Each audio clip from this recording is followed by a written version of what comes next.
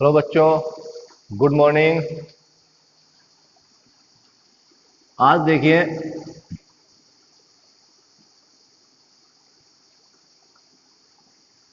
आज का टॉपिक है हमारा, वो हम पढ़ेंगे तुल्यांकी भार।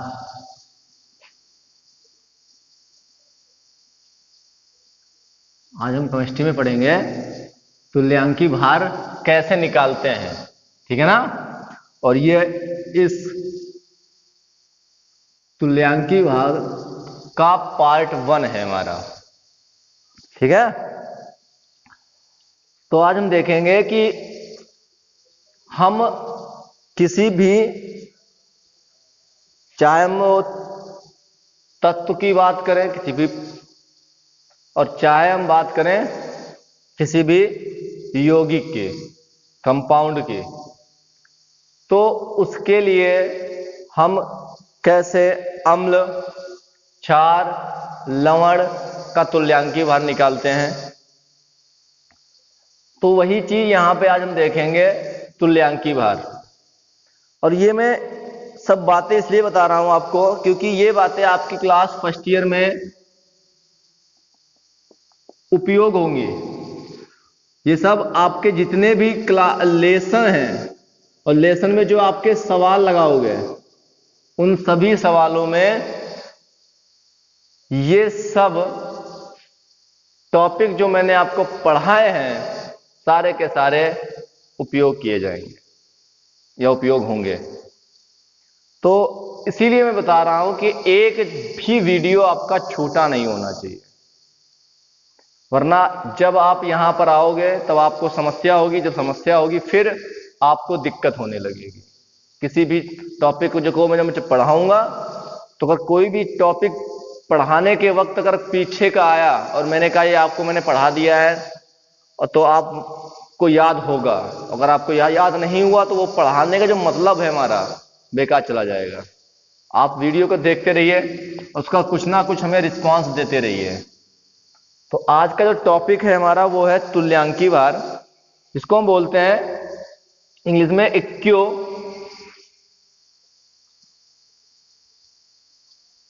इक्विवेलेंट, ठीक है ना।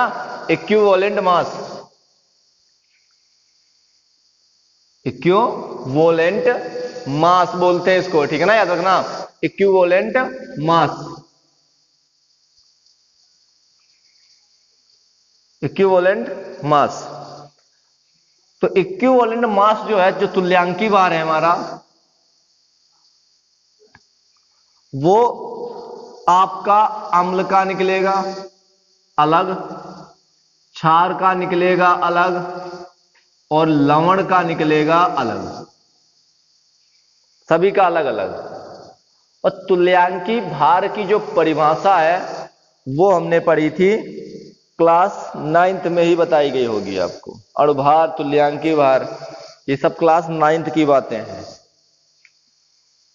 तो क्लास 9th में तुल्यांकी भार के डिफिनेशन को मैंने पढ़ा, और डिफिनेशन से कोई मतलब भी नहीं है हमें। डिफिनेशन क्या थी, क्या इसमें हुआ, कोई लेना देना नहीं है।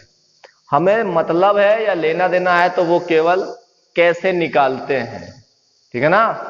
तो तुल्यांकी भार को निकालने के लिए अम्ल का अलग सूत्र है, क्षार का अलग है, और लवण का अलग सूत्र है। तो हम इनमें से तीनों को एक एक टॉपिक करके क्लियर करेंगे। अगर 3 वीडियो बने तो 3 बनाऊंगा, 2 में आ गया तो 2 में बनाऊंगा, ठीक है ना। जितने पार्ट हो पाएंगे उतने पार्ट बनाऊंगा, लेकिन मैं आपको इसको अच्छे से और बेहतर समझाने की कोशिश करूंगा। बस आपको बस समझना है, देखना है बोर्ड पे, और हर एक वीडियो को आपको अच्छे से समझना है, देखना है। तो तुल्यांकी भार, सबसे पहला हम ले रहे हैं अम्ल का तुल्यांकी भार ज्ञात करना। कि किसी अम्ल का तुल्यांकी भार हम कैसे ज्ञात करते हैं वो देखना है हमें। तो सबसे पहले अम्ल का तुल्यांकी भार ज्ञात करने के लिए सूत्र होना चाहिए। अम्ल मतलब एसिड, एसिड अम्ल का तुल्यांकी भार। आपके सामने जब भी तुल्यांकी भार आए तो तुल्यांकी भार हमेशा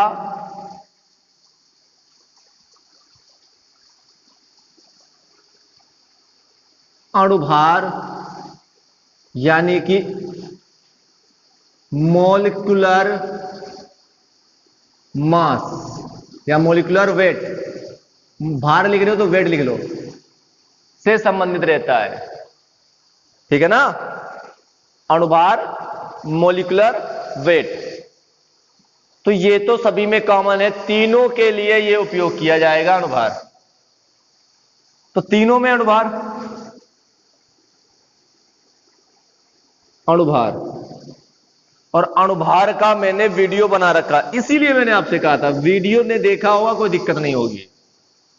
अणुभार निकालने का तरीका मैंने आपको बता रखा है कि अणुभार कैसे निकालते हैं, मॉलिक्यूलर मास कैसे निकालते हैं किसी भी तत्व का। और बटे में होता है यहां पर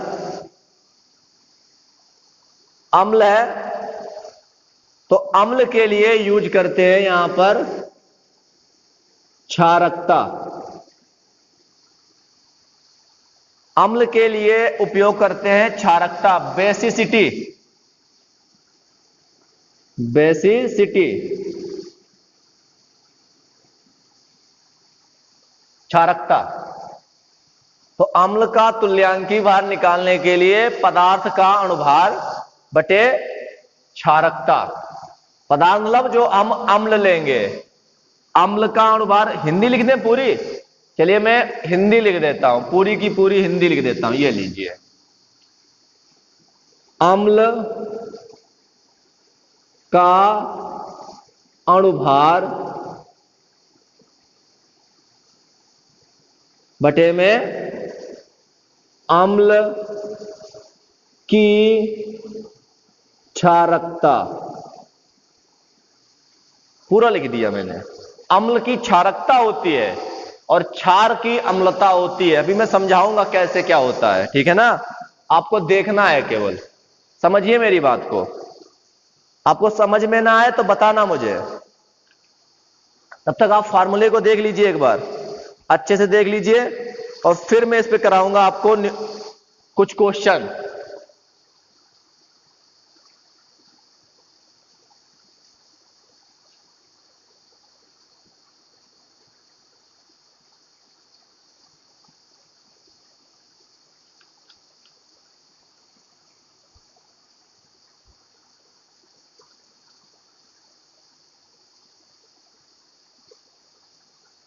कुछ क्वेश्चन हो, देख लिया ना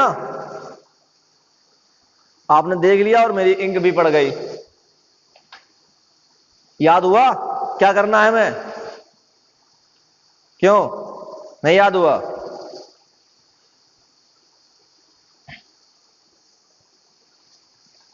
अम्ल का अणुभार बटे अम्ल की क्षारकता। तो सबसे पहले एक कॉन्सेप्ट आया, अम्ल,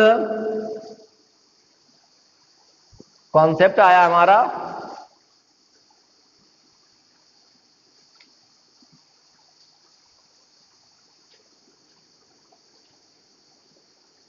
अम्ल की क्षारकता।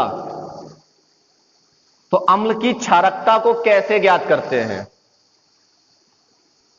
तो क्षारकता होती क्या है? अम्ल में होते हैं OH, और OH जहां पर होगा वहीं से निकलेगा H+। जितने OH होंगे उतने H+ निकलेंगे। अब OH को हम क्या बोलते हैं? क्षार, उसी से बन गया हमारा क्षारकता, बेसिसिटी। यानी कि अम्ल में OH जितने होंगे उतने निकलेंगे H+।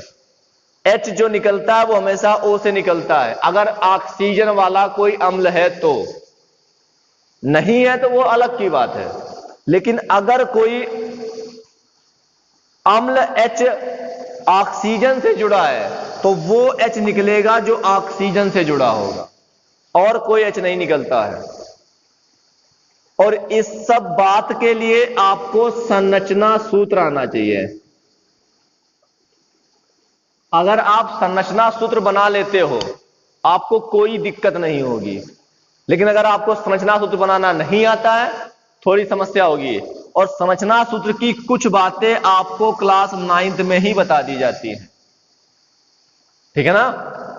तो अम्ल की क्षारकता OH, जितने OH उतने H+, जितने OH उतने H+ निकलेंगे, और जो H+, जितने H+ निकलेंगे वो उसकी कहलाएगी क्षारकता। एक अम्ल में जितने H+ निकलते हैं वो कहलाते हैं उसकी क्षारकता। जैसे एग्जाम्पल आपने पढ़ा है HNO3, जैसे इसको जल में डालोगे तो आपको क्या मिलेगा, H+ और NO3-। कितने H+ निकले, एक, अर्थात HNO3 की क्षारकता कितनी हो गई, कितनी हो गई, एक हो गई। क्योंकि यहां से देखिए H+ कितने निकले, एक निकला, तो इसलिए इसकी क्षारकता एक हो गई। कोई दिक्कत, कोई दिक्कत ना, नहीं ना। तो जैसे कि मैं दूसरा एग्जांपल ले लेता हूं, HCl, इसको डाला मैंने जैसे, तो यहां से क्या बना, H+ और Cl-। तो HCl की क्षारकता अगर मैं आपसे पूछूं तो कितनी हुई, कितने H+ निकले थे, एक, तो क्षारकता इसकी एक हो गई। तो ये था कॉन्सेप्ट हमारा क्षारकता का। जितने H+ निकलेंगे वो उसके कहलाएंगे क्या, क्षारकता कहलाएगी, जितने H+ निकले। जैसे यहां से H2SO4, आपको पता है 2H+ और SO4 2- निकलता है। तो देखिए H2SO4 की क्षारकता कितनी हुई, कितने H+ निकले, दो निकले, इसलिए क्षारकता इसकी दो। ये यहां गौर कीजिए, ये देखिए 2H+, दो हो गई क्षारकता। क्लियर है ना। तो चलिए एग्जाम्पल करते हैं। अब हम क्षारकता का टॉपिक हमने समझा दिया आपको, कैसे निकालते हैं। ये तोड़ना आपको आता होगा, नहीं आता क्लास 10th में सीखा होगा अम्ल क्षार लवण लेसन में, इसलिए बता रहा हूं। अगर अम्ल क्षार नहीं आता है तो बताओ, मैं अम्ल क्षार पढ़ाऊं, वो भी पढ़ा दूंगा, ऐसा नहीं कि पढ़ाऊंगा नहीं, वो भी बताऊंगा आपको। तो मैं पहला एग्जाम्पल ले लेता हूं यहां पे। एग्जाम्पल नंबर 1, H2SO4 का तुल्यांकी भार ज्ञात करो। हमसे कहा गया है H2SO4 का तुल्यांकी भार ज्ञात करो। तो चलिए ज्ञात करते हैं H2SO4 का तुल्यांकी भार। क्या लिखा हुआ है, अम्ल का अणुभार। तो जो सूत्र है, पहले सूत्र देखिए, लिखा हुआ है अम्ल का अणुभार। अम्ल यहां पर कौन है, H2SO4। तो H2SO4 का अणुभार, अणुभार निकालने के लिए सभी जो तत्व दिए हुए हैं, जो एटम दिए हुए हैं, उनका हमें अणुभार पहले पता होना चाहिए, मॉलिक्यूलर मास पता होना चाहिए।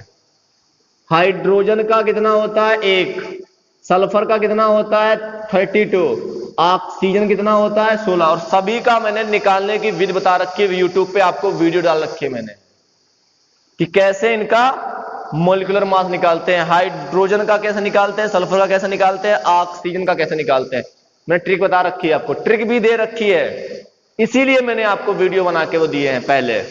अब इसलिए पढ़ा रहा हूं मैं आपको।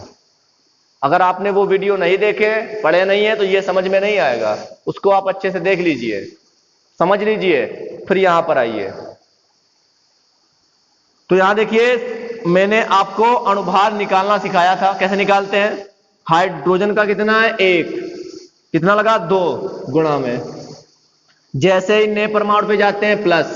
सल्फर कितना है 32, फिर जैसे नए परमाणु पे जाते हैं प्लस, फिर कितना है ऑक्सीजन, कितना है 16, और कितने ऑक्सीजन के परमाणु हैं 4, तो वो गुणा में जाते हैं।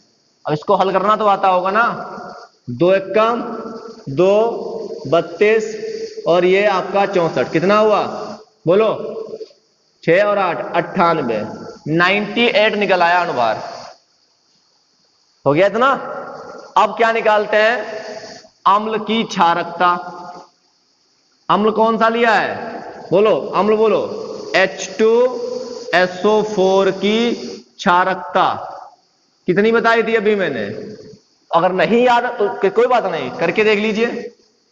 H2SO4 जैसे ही डालते हैं तो 2H प्लस और SO4 2-, कितने H प्लस है 2, तो यानी कि क्षारकता इसकी कितनी हो गई 2।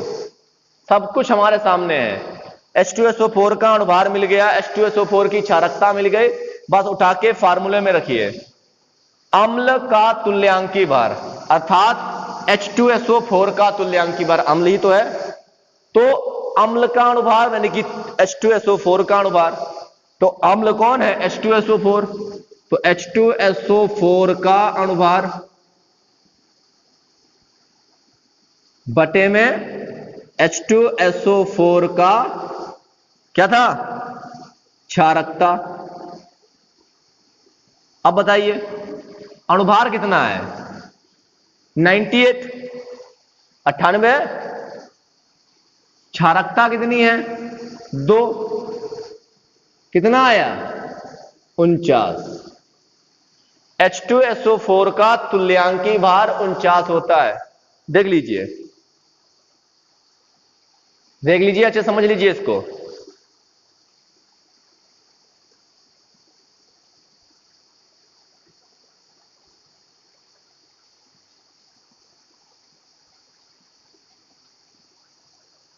नोट कर लिया, अब आगे बढ़े, चलिए आगे बढ़ते हैं, अगला एग्जांपल लेते हैं।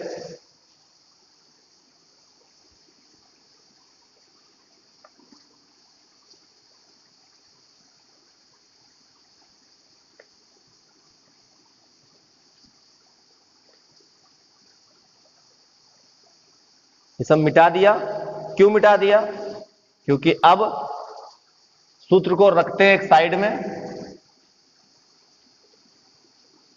अम्ल का तुल्यांकी भार बराबर क्या होता है, अम्ल का अणुभार बटे में अम्ल का तुल्यांकी भार, सॉरी अम्ल की क्षारकता, सॉरी भैया, वो तुल्यांकी भार लिख गया था, क्षारकता, ठीक है ना। अब सेकेंड एग्जांपल, H2SO4 के बाद में H2SO3 का तुल्यांकी भार ज्ञात कीजिए। H2SO4 का H2SO3 का तुल्यांकी भार ज्ञात कीजिए। सल्फ्यूरस, क्या नाम है इसका, सल्फ्यूरस अम्ल, इसका नाम क्या है सल्फ्यूरस अम्ल, ठीक है ना, सल्फ्यूरस अम्ल, इसका नाम है सल्फ्यूरस अम्ल। तो चलिए करते हैं, H2SO3 का अणुभार ज्ञात करिए।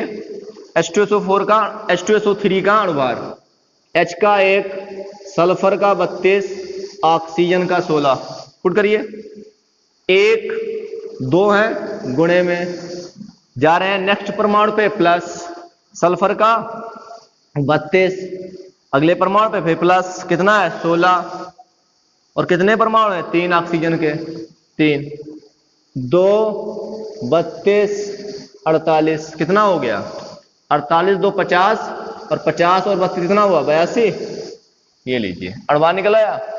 अब H2SO3 की, सल्फ्यूरस अम्ल की क्षारकता कितनी होती है? H2SO3 जैसे जली विलयन लेंगे तो 2H प्लस और SO3 2- निकल जाता है, ठीक है ना। अब क्या हुआ यहां पर, H2SO3 की क्षारकता कितनी हो गई बताओ, कितने H प्लस हैं? दो। H2SO3 का तुल्यांकी भार, क्या सूत्र है? अम्ल का अणुभार बटे अम्ल की क्षारकता। अणुभार कितना है? 82। तुल्यांकी भार ज्ञात कर रहे हैं, अणुभार लिख लिया। अब क्या लिखते हैं? क्षारकता कितनी है? 2। कितना आया? 41। हो गया? हो गया ना? चलिए इसको भी कर लीजिए, इसको भी कर लीजिए।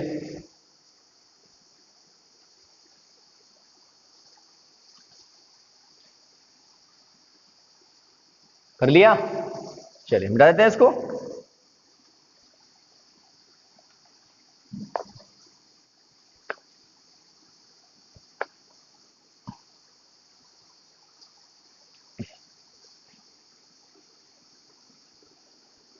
H3PO4 का तुल्यांकी भार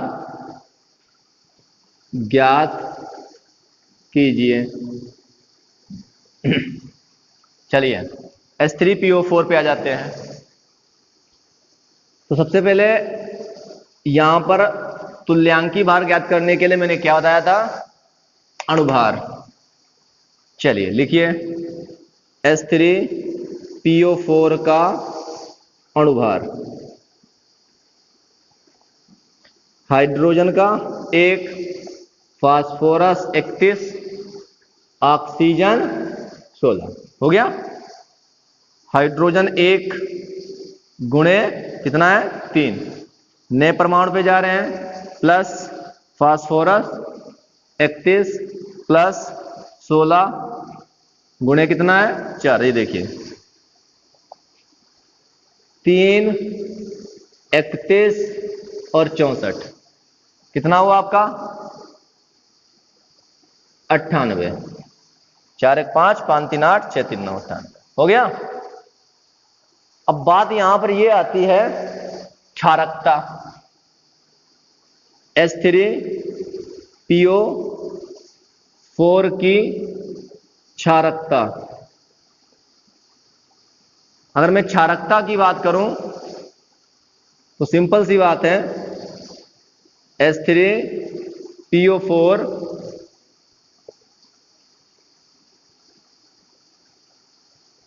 3H प्लस PO4 3- ये दे देता है हमको 3H प्लस, यानी कि क्षारकता कितनी हो गई? 3। अब बात ये आती है कि सर तुमको कैसे पता कि इसकी 3 है? तो मैंने आपसे कहा था स्ट्रक्चर। तो अगर मैं इसका स्ट्रक्चर बनाऊं H3PO4 का, तो स्ट्रक्चर बनता है इसका ऐसे,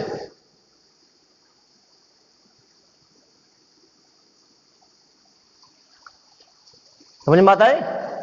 तो मैंने आपसे कहा था जितने हाइड्रोजन ऑक्सीजन से जुड़े होंगे उतने H प्लस निकलेंगे। आप चेक कर लीजिए, 1 hydrogen, 2 hydrogen, 3 hydrogen, 3 hydrogen oxygen से जुड़े हैं, 3 H प्लस निकलेंगे। देखिए 3 निकाले H प्लस, इसलिए इसकी क्षारकता 3 है। अब H3PO4 का तुल्यांकी भार ज्ञात करो, बोलो क्या फार्मूला था? अणुभार। अणुभार कितना है? 98। और क्षारकता कितनी है?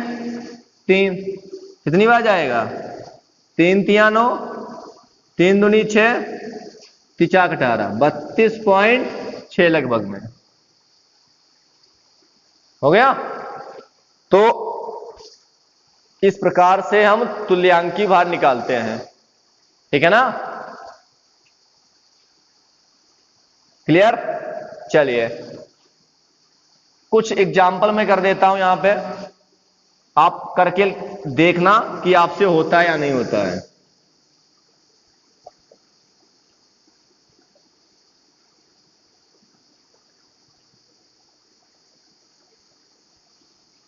इसकी जो क्षारकता होगी, मैं लिख देता हूं, इसकी क्षारकता 2 होगी, इसकी क्षारकता 1 होगी, इसकी भी क्षारकता 1 होगी और इसकी भी क्षारकता 1 होगी। क्षारकता मैंने लिख दी है, अणुभार निकाल के आपको तुल्यांकी भार निकालना है और आप निकाल के तुरंत व्हाट्सएप पे करके सेंड करिए, ठीक है ना? काम अपना होमवर्क जो है करके भेजिए।